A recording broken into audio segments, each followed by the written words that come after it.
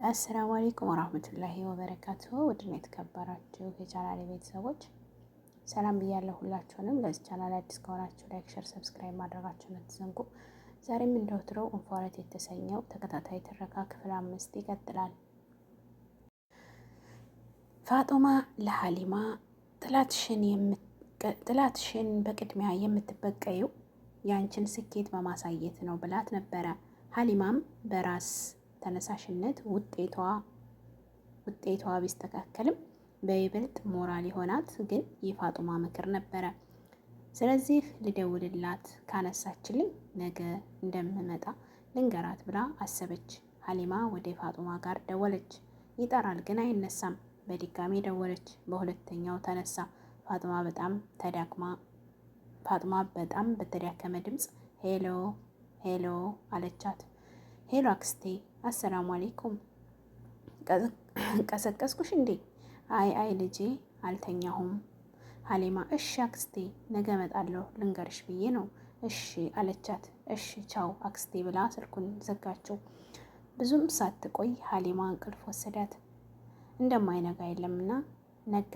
ሰሚራ ቁርስ ልትሰራ ሽርጉድ ማለት ስትጀምር ሀሊማ ያለ ወትሮዋ ላግዝሽ ብላ አብራት መስራት ጀመረች። ሰሚራ ምንም ነገሩ አላመራትም። ይቅርብሽ ብትላትም አሻፈረኝ አለች።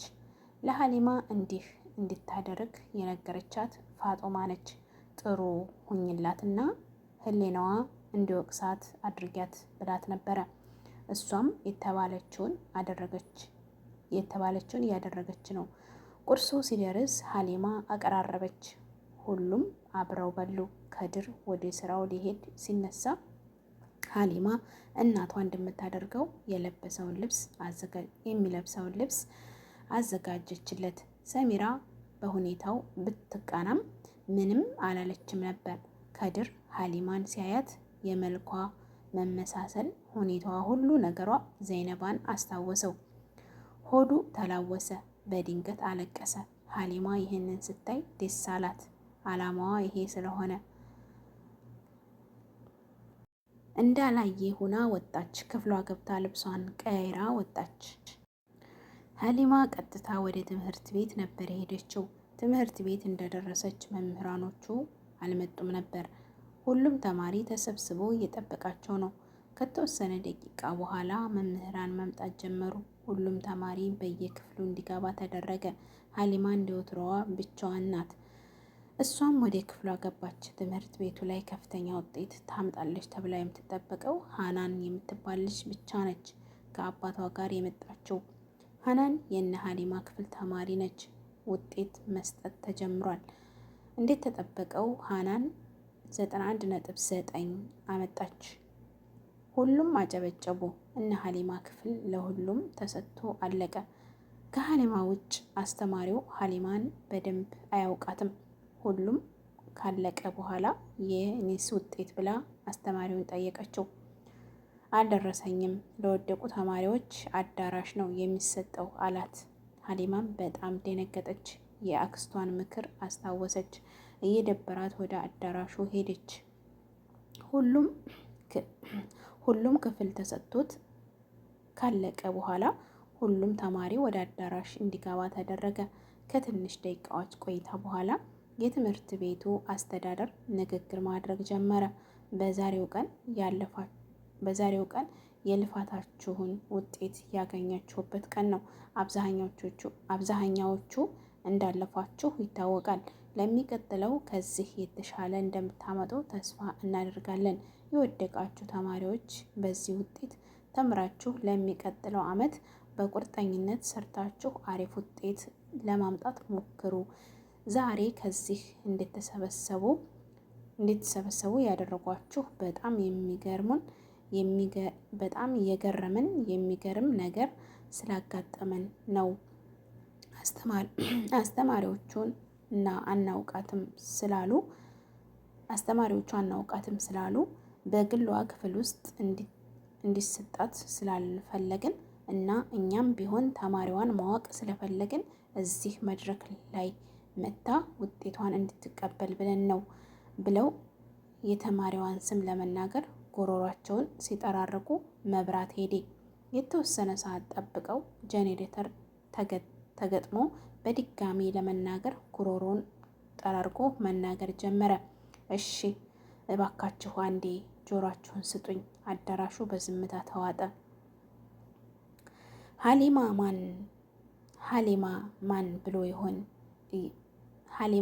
ማን ብሎ ይሆን እያለች በጉጉት እየጠበቀች ነው። እሷ ብቻ ሳትሆን ተማሪው በሙሉ እየጠበቀ ነው። እሺ መናገሩን ቀጠለ። ተማሪ ሀሊማ ከድር ብሎ ተናገረ። ተማሪው መንሾካሾክ ጀመረ። ማን ናት ማለት ባክሽ ሀሊማ ወደ መድረክ ነይ ብሎ ሲናገር መድረኩ ተማሪው ማጨብጨብ ጀመረ። ሀሊማ ግን ደንግጣ ከተቀመጠችበት አልተነሳችም። እባክሽን ሀሊማ በድጋሚ ሀሊማ ከተቀመጠችበት ወንበር ተነስታ ወደ መድረኩ ሄደች። ሁሉም ያልጠበቁት ነገር ነው። ትምህርት ቤታችን እስከ ዛሬዋ ዕለት እንደዚህ አይነት ውጤት አስመዝግቦ አያውቅም። ሀሊማ የመጀመሪያዋ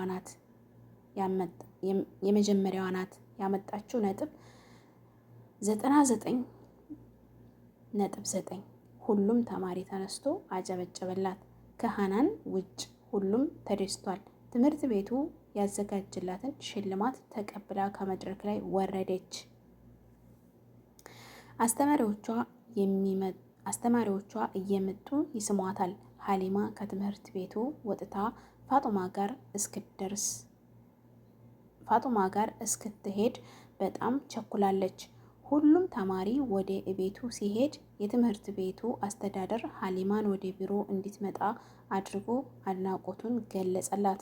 ከቢሮ ወጥታ ቀጥታ ወደ ፋጡማ ቤት ሄደች። እንደደረሰችም በሩን ለረጅም ሰዓት አንኳኳች፣ ግን አልተከፈተም። ልትሄድ ስትል ፋጡማ ያላትን ጉልበት ተጠቅማ በሩን ከፈተችላት። ሀሊማ ፍልቅልቅ እያለች ሳመቻትና ወደ ውስጥ ገባች። ምነው አክስቴ በጣም አመሸሽ እንዴ? አንገቷን እየነቀነቀች መታመሟን ነገረቻት። ዛሬ ምን ነው እንዲህ ያስደስትሽ ልጄ ብላ ጠየቀቻት። የሆነውን ነገረቻት። ፋጡማ ወደ ራሷ ሳብ አድርጋ አቅፋ ሳመቻት። ፋጡማ ከድርን ጥሪው አለቻት። አይሆንም ብላ ተከራከረቻት። ስትለምናት እሺ ብላ ደወለችለት። ባባ አክስቴ ትፈልግሃለች። እሺ መጣሁ ብሎ ስልኩን ተዘጋ። ከድር ብዙም ሳይቆይ መጣ። ሰላም ብሏቸው ተቀምጠ። ሀሊማን ሱቅ ላከቻት ከከድር ጋር ለማውራት። እናም ሁሉንም ነገር ልትነግረው አስባ ነበር፣ ግን እንዳሰበችው አልሆነም። ሀሊማ ከተላከችበት ቦታ በፍጥነት ተመለሰች። የፋጡማ እግር ጋር ተቀመጠች። ፋጡማ ድጋሜ ተነሽ ማለት ከበዳት። ትንፋሿ እየተቆራረጠ ነው። ሀሊማም ሆነ ከድርም አልተረዷትም ነበር። ልትሞት እንደሆነ ታውቋታል። ለከድር ለመናገር የፈለገችው ለዚህም ነው፣ ግን መናገር አልቻለችም። ፋጡማ እጇን ዘርግታ ሀሊማ ወደ ራሷ እንድትመጣ አድርጋ ሳመቻት። የሀሊማን እጅ ለከድር አስጨበጠችው። ብቻዋን እንዳትተዋት አደራ አለችው።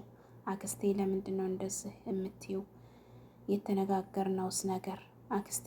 ከድር የሀሊማን እጅ ይዞ እንዲህ አይባልም ልጄ እያለ እያወራት ሳለ ፋጡማ ወደማይቀርበት ዓለም ሄደች። ሀሊማና ከድር ፋጡማ እንደሞተች አላወቁም። ከድር ከሀሊማ ጋር እያወራ ነው። ሀሊማ ድንገት ወደ ፋጡማ ስትዞር ፋጡማ አይኗ ፈጧል። ሀሊማ ደንግጣ ባባ አክስቴ ተመልከታት ብላ ጮኸችበት። ከድር በጣም ደንግጦ ፋጡማ እህት ፋጡማ እያለ ጮኸ።